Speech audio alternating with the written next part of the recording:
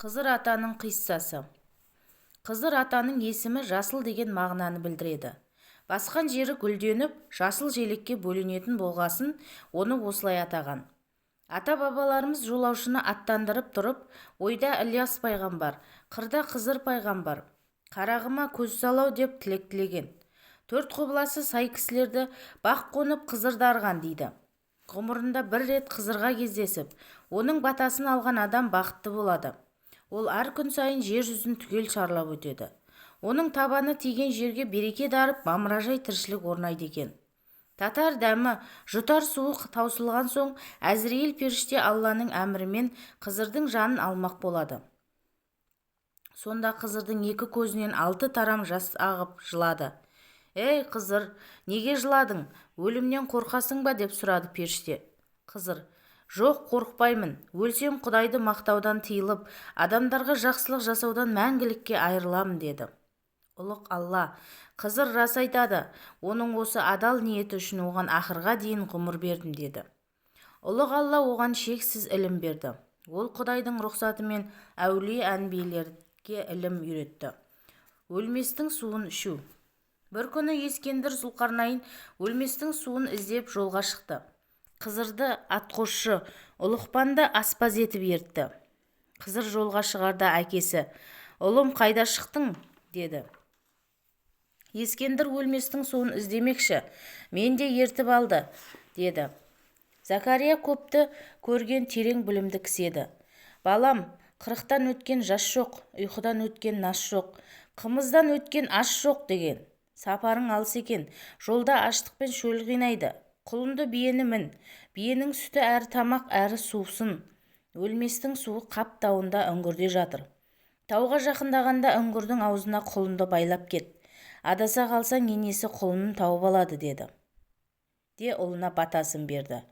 Қызыр сапарға құлынды биесін мініп шықты. Бұлар ұзақ жүріп шөл далаға тап болады. Шөл қысып қарындары қатташты. Сол кезде Қызыр биенің сүтін сауып Ескендір мен Ұлықпанға берді. Бәрі саумал ішіп ес жиып әлденді. Ескендір Қызырға қатты риза болды.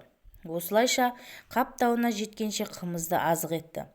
Тауға жеткенде Қызыр әкесі айтқандай құлынды тұсаулап үңгірдің аузына қалдырды. Үңгірде 3 тарап жол шықты. Үшеуі әр тарапқа бөлініп Әбілхаят суын іздеп кетті. Қызыр үңгір ішімен келе жатып бір бұлақты көрді. Шөлдеп келіп бас қойды. Мейірін қандырған соң достарын іздеді. Оларды әлгі бұлақ аққан бастауға әкелсе, су лезде тартылып қалыпты. Ескендір Әбілхаят суының өзіне нәсіп болмағанын бірден білді. Шарасыз халде солқ отыра кетіп: «Сайрамда әділ патша болдың.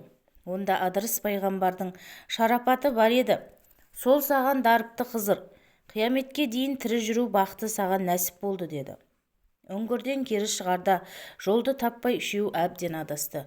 Қызыр аттың басын жібергенде бие құлынның иесімен жол тауып далаға алып шықты. Үшеуі елге қайтты. Жолда құмырсқаның патшасына кезікті. Ол Ескендірді қонақ етті. Зұлқарнайын Әбілхаят суын іздеп шыққанын, судың өзіне бұйырмағанын айтты. Құмырсқа оны аяп: «Ұзақ шарлапсың, еңбегің еш кетпесін. Менде Сүлеймен пайғамбардан қалған бір уыс ұн бар, соны пісіріп же. Ұзақ ғұмыр кешпесең де 1000 жыл өмір сүресің» деді. Ескендір ұнды орамалға түйіп Ұлықпанға берді. «Нанды күйдірмей пісір, мен сәл мызғып алайын» деп ұйқыға кетті. Ұлықпан нан пісіріп жатып, байқамай астын күйдіріп алды. Патшаға күйген нанды беруге ұялып жеп қойды. Орнына басқа ұннан нан пісірді. Ескендір ұйқыдан тұрып нан сұрады. Ұлықпан әкеліп берді. Патша нан жеп отырып: «Мынау мен әкелген ұн емес қой» деді. Ұлықпан: «Я, тақсыр, ол емес. Нанды күйдіріп алдым. Күйген нанды сізге беруге ұялып өзім жедім. Мынаны басқа ұннан пісірдім» деді. Ескендір бұл жолда аһ ұрып өкінді. Бұл сапарым Қызырдың әулие Ұлықпанның хакім болуына себеп болған екен. Бірінің аты, бірінің заты ұзақ жасайды. Құдай маған патшалық берді, соған шүкіршілік етуім керек екен. Қуған жетпес, бұйырған кетпес деген кен Құдай сендерді молынан жарылқапты. Сапарда адал серік болдыңдар, қиындықтан қашпадыңдар, сендерге ризамын деп Тәңірдің қалауына мойынсұныпты. Содан бастап Қызыр мәңгі өлмейтін болып ұлықпан мың жасаған екен. Ілияс пайғамбар қиссасы. Құдыш жерінде Әрміле деген әйел патша болыпты. Ол ібіліспен дос, пайғамбармен қас екен. Пұттан құдай салып, ел жұртын соған табындырыпты. Күштіні көкке көтерді, әлсізді қинап өлтірді. Мақтан мен малшашу абыройлы іс саналды. Кедейге болсу, жақсылыққа жұғысу кембағалдың ісі деп танылды. Ел ішін жемқорлық жайлап, қарағалық әділеттен үмітін үзді. Жуан жіңішкеріп, жіңішкенің үзілер шағына жеткенде, Құдай Ілиясқа борыш жүктеп, патшаға хабар жіберді. Патша мұның алдында талай пайғамбарды өлтірген екен. Ілияс: «Уа Тәңірім, маған әскер бер, жалғыз бармайын» деді. «Жердегі арыстанның бәрі сенің әскерің болады» деді Тәңірісі. «Оларды қалайша бір жерге жинаймын? Шақыру сенен, жию менен, уайымсыз бол. Уа жаратқан ием, ол да аздық етеді. Тағы әскер бер. 7 теңізді дәргейіңе бағындырдым». Бірде Ілияс таудан түсіп келе жатып, аяғы тайып құлап еді. Содан аяғы мен оң қолын жарақаттайды. Ақсаңдап алысқа жүре алмайтын, ол бастағы халін айтып, «Уа жаратқан ием, маған мінетін көлік бер» деді. Алласы құлан деген жүйрік жануарды жаратып, Ілиясқа берді. Ол жануарды ерттеп мінді де патшаның сарайына қарай аттанды. Шаһарға таяғанда оның жолын қақпа күзетшілер бөгеді. Бірақ Ілиястың астына мінген құлан аты жасауылдарға айбат шекті. Алдынан келгенін тістеді, артынан келгенін тепті. Бір кезде сол араға патшаның өзі де келе қалды. Ол: «Бұл не қылған айғай-шу? Кімсің?» деді дүрсе қоя беріп. «Құдайдың жаратқан пендесімін» деді Ілияс. «Қайдан келесің?» «Атамның белінен, анамның құрсағынан келем». «Өзің келдің бе, әлде біреу жіберді ме?» «Ей патша, сен үшін келетіндей атақ шен дәметпедім. Байлыққа мұқтаж емеспін. Алланың аманатын арқалай келдім». «Атың кім?» «Ілияс». «Баяғы қылтауында тұрған Ілияс сенбісің?» «Иә». Ілияс пайғамбар тау ішінен үңгір қазып, сонда 40 жыл құлшылық еткен екен. Оның даңқы ел арасына осылай тараған болатын. Патша: «Тауда 40 жыл құлшылық ететіндей сабырың мықты шығар. Бірақ сенің сөзіңді тыңдап тұруға менің төзімім жетпейді. Есің барда еліңді тап. Әйтпесе ажалың менен болады» деді. Ілияс кетпеді. Патша уәзірін шақырып пәрмен берді. Уәзірдің аты Мәжүн еді. Ол сыртқы киімі дінсіз боп көрінсе де, жүрегі бір Алла деп соғатын. Ол Ілиясты шаһардың сыртына апарды да, қолын шешіп босатып қоя берді де: «Ей Ілияс, бұл жерден тезірек кеткін, әйтпесе патша сені өлтіреді. Мен сенің хақ пайғамбар екеніңе сенемін» деді. Ілияс Халил тауына барып 7 күн құлшылық етті. 8-ші күні таудан түсіп, тағы да шаһарға қарай жақындады. Патша оның аман екенін көріп, Мәжүнді шақырды. «Неге Ілиясты өлтірмедің?» деді. Ол: «Уа патшам, Ілияс Алланың шын пайғамбары екен. Отқа салсам жанбады, суға салсам батпады. Шапсам қылыш кеспеді, атсам жебе теспеді» деп жауап берді. Патша бүкіл әскерін жиды. Сарбаздарын қайрап, Ілиястың алдын тосуға жұмсады. Пайғамбар қалың әскерді көргенде жүрегін қорқыныш биледі. Сол сәтте Жибрейіл келіп: «Ей Ілияс, Тәңірім саған арыстанды әскер етіп берген, шақыр оларды» деді.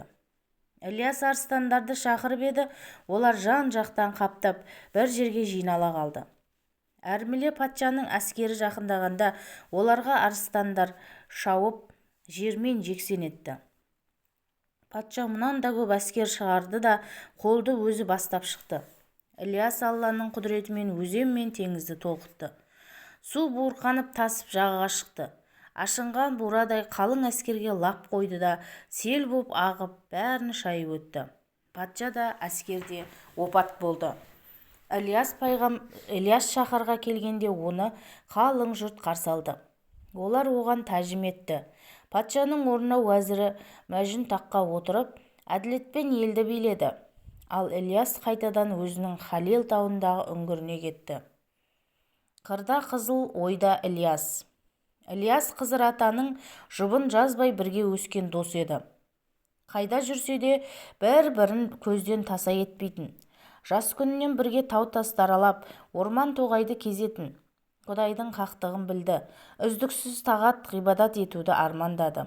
Сол үшін ұзақ өмір сүруді тіледі. Жаратқан дұғасын қабыл етіп, қияметке дейін тірі қылды. Бірде Алла тағала Қызыр мен Ілияс екеуін дәргейіне шақырып былай деді: «Ей Қызыр, сен сапар шеккен жолаушының жанынан табыл. Мүсәпірлердің қысылғанда қамқоры бол, тарыққанда тірегі бол. Пенделер жолға шыққанда сенен медет сұраса, оларды жетекке ал. Ал сен, Ілияс, теңіз бен мұхитта, көл мен сайда жүзген кеме мен қайықты апат пен бәледен сақта. Атыңды атап шақырса, жәрдемге жетіс. Әрдайым оларға төнген қауіп пен қатер бұлтын сейіл. Мен бағзы құлдарымның ырзық, нәпақасын көк судың беті мен тереңіне жасырғам. Сондықтан олар бұйырған несібесін іздеп жүргенде бір бәлеге жолықса қол ұшын бер деп бұйырды. Содан бастап халық жолға шыққанда қырда Қызыр пайғамбар, ойда Ілияс пайғамбар қарағыма көзің сал деп тілейтін дәстүр орнықты. Ол екеуі жыл 12 ай тынбай жүріп жер жаһанды шарлайтын. Күніне қанша жерді басып өтсе де қашып талмайтын. Сөйтіп көктемде бір жерде жолығатын. Сол жерде бір-бірімен мәжіліс құрып, күш-қуатқа молығатын. Олар кездескен түні күллі ғалам тым-тырыс болып екеуінің сұхбатына құлақ түретін. Тау тапжылмай мүлгіп, ағаштар желге тербелмей тыңдайтын. Аспандағы ай мен жұлдыздар екеуінің келбетіне сәулесін төгетін. Теңіздегі таудай толқындар тыншып, балықтар басын шығарып екеуіне көз тігетін. Ұшқан құс тал бұтағына қонып, екеуінің сөздеріне балқитын. Жортқан аң тұрған жерінен табан аудармай тұрып қалатын. Барлық жаратылыс осы бір күнді тағатсыздана күтетін. Бұл түні көз ілмей ояу отырған пенденің көкірегіндегі арман арзуы қабыл болады деседі. Ілияс пен Қызырдың жолығатын мезгілі күн мен түннің тоғысар шағы наурыз айы екен. Қиссаның соңы.